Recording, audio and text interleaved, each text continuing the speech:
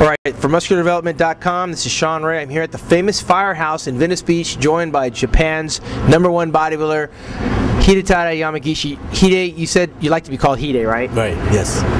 Tell us a little bit of background about your journey to the IFBB Pros. For those people out there that don't know how you came to be an IFBB Pro, tell us about your journey to where we're about to go in 2 weeks in Orlando, Florida. Yeah, as a Japanese bodybuilder, I competed a lot in Japan. Local amateur show, starting from local amateur show. Then, if you want to be pro in Japan, you have to win some of world-class, competition. I won the Asian Championships 2001. And I got 6 at World Championships 2000. I was welterweight or light middleweight. There is a light middleweight class in World Championships or Asian Games, and it was 2001. How much was that? Light middleweight? How much is that weight in pounds? I'm really not sure about pounds, but it's 80 kilograms, so it should be like 170 something pounds. Okay. And after that, I offer my pro card in 2003. Actually, I did several amateur show after I qualified for the pro card still, and I finally, asked the IFBB Japan president to get the pro card for me. Do you have to petition, or why would you have to ask him? Is that the formality of getting the pro card? Yeah, if you're a foreigner, the president of each country's, IFBB, right. There has to mail to the at that time Wayne D'Emilia. Okay. Right now Jim Manuel, they asked me to be a pro. Okay. And my pro debut was 2005 Ironman. I got out of 15s, I did placed out of the top 15. Yeah, out of top 15. So, and also 2006 I competed Ironman, and San Francisco Pro.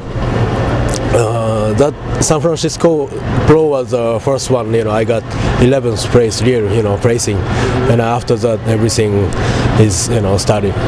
Now, were you working by yourself at the time, or did you wind up working with somebody?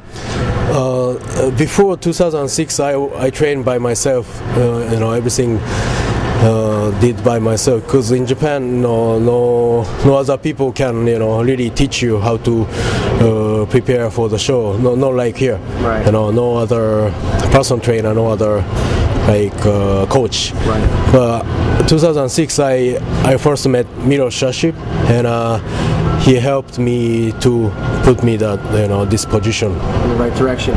So after 2006, it seemed like you started making a name for yourself. How did things change for you? 2006, I actually, September, I moved to Orange County to train with Mirosh full time, and didn't you train with some other pros at the same time? Was there like a stable of guys out there? Mirosh used to have a bunch of guys mainly from Europe. At that time, I trained with Heiko Kalbacher from Germany, yeah. And Armin Schwartz, and some other guys. There are a bunch. And 2007, I trained with Silvio and Dennis Wolf and Johnny Jackson, and with Mirosh. Did you ever foresee yourself, only 2 short years earlier in Japan, training with these guys that were going to be established professional bodybuilders? How did you see yourself coming into the pro ranks? First, I remember my pro debut. I was, shaking because I was so scared. Because everybody I looked up in a magazine all the time. So actually, I didn't know what to do. I just stepped on the stage and I had no idea what to do. But after I met Mirosh, I start seeing a lot of guys and like bodybuilding legend like you. So right now I feel more comfortable, to be a pro. Well, you got that 11th place in 2006. 2007, it seemed like you landed in the money, and things started to change for you. You became very recognized, magazines taking your pictures. You actually were creating a Japan pro show. Right. Take us through that time period. 2007 was the best year for me so far. I got 7th Ironman.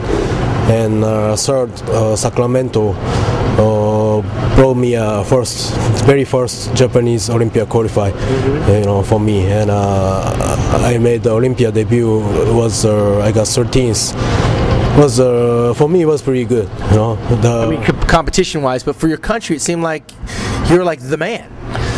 Yeah, because I'm the only professional, and I think including me, nobody expect I did this good. So people really helped me and support me, and I think they are happy. But end of 2007, I got trouble in customs, so like I was in heaven and I went down to hell. Well, talk a little bit about that. I mean, what was that like for you? Because there were a lot of people pulling for you. There were people talking on the internet boards, wishing you well. It seemed like the air just came right out of your balloon, so to speak, because you had a lot of things lined up. You had a whic contract. You had a pro show that you were trying to put on. Give us a little short synopsis of how that experience was for you. Well, for me, everything happened, too suddenly. So I really didn't know how to take everything, for myself. So I was a little bit confused. I think I can't think, just now. But at the time, I didn't know, really what to do with myself. So at the time I was with Mirosh, he gave me a lot of advice, and at the time I had a sponsor in Japan, and they actually arranged their management for me. So I just put everything for them and for Mirosh, and I just train, and actually I didn't do nothing by myself. Yeah, well, then I know that Ron Avidan from GetBig.com kind of kept people apprised of your situation. You got caught in the customs coming into Los Angeles, and you spent the holidays locked up. How did you go from being on cloud nine to being in a situation where you missed out on Christmas and New Year's, and then you've got to rebuild and pretty much start from scratch? I mean, how were you processing all of this and stuff? Yeah, I was in vacation for like 70 days, and 70 days. 70 days, yeah. And I went back to Japan, right away, and everything was changed there. And I trained one gym for like 10 years. Yeah. And I worked, as a personal trainer there too. But I can't train there anymore. So that was all taken away. Yeah, so I gotta find a new gym. Right. Hopefully, I was lucky. There is one really good friend of mine. Long time. He owns a gym, so he let me train. Right. And you feel like you were being made an example of? Because clearly you're not the first guy that got busted bringing something in. There's a lot of professional bodybuilders that deal with that same scenario, yet they don't have a big X on their chest and people don't write them off. Did you feel like your country turned their back on you at that time? Yeah, at that time actually, yes, I felt exactly like you say, but it was my fault. So the people didn't do nothing wrong. I just did wrong. So I had to pay everything. Pay my. Was it a misunderstanding, or did you understand that you were doing something wrong and you just had to pay the price?